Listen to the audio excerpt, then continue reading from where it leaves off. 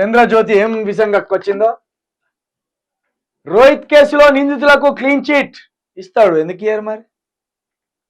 అతడు దళితుడు కాదని పోలీసుల నివేదిక.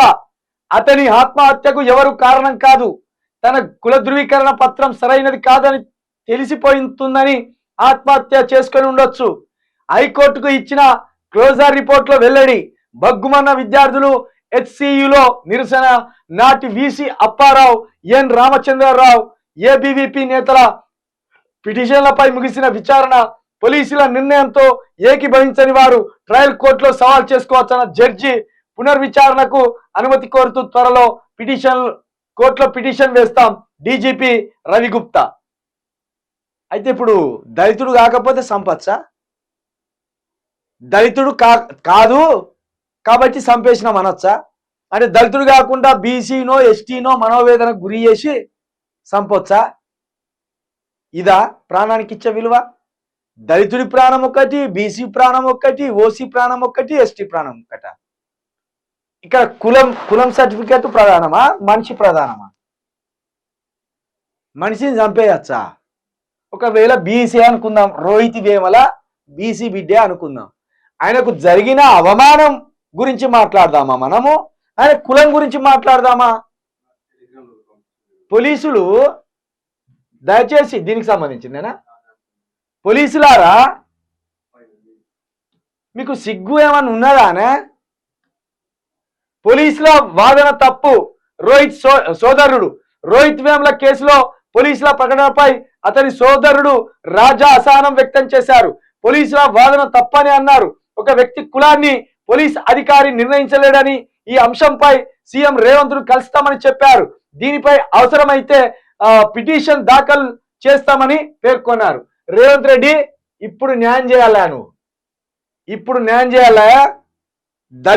దళితుడు కాదా చర్చ కాదు. రోహిత్ వేముల ప్రాణం ఎందుకు తీసిండ్లు? రోహిత్ వేముల దేని వల్ల చనిపోయిండు? రోహిత్ వేముల మాదిగవారా, మాలవారా, ముదిరాజువారా, గౌండ్లవారా, మున్నూరు కాపువారా, పద్మశాలి? ఇది కాదు చర్చ.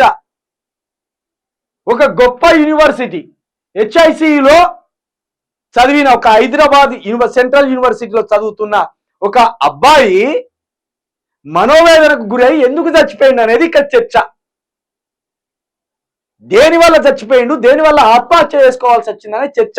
ఆయన దళితుడా, బీసీనా, ఎస్టీనా? ఇది చర్చ కాదురా వెదవల్లారా. ఒక దేశానికి అక్కడికి వచ్చే యూనివర్సిటీలో ఒక అత్యుత్తమమైన విద్యను అభ్యసిస్తున్నవాడు అక్కడ జరిగిన హేళన వల్ల, అక్కడ గెంటి వేయబడ్డ తీరు వల్ల అవమానానికి గురై ఉరేసుకొని చచ్చిపోయాడు. గదాని గురించి మాట్లాడు.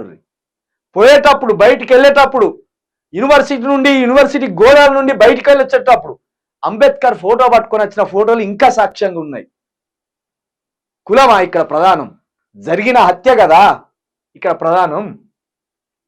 అయినా పోలీసులు మీరెవర్రా? జడ్జిలా మీరేమన్నా? కోర్టులా మీరేమన్నా? ఆయన దళితుడు కాదు, ఆయనది హత్య కాదు అంటే ఈ మధ్య మీరే జడ్జిలుగా వ్యవహరించి తీర్పులు మీరే ఇచ్చేస్తున్నారా? పోలీసుల మీద కేసు వేయవలసిన అవసరం ఉన్నది.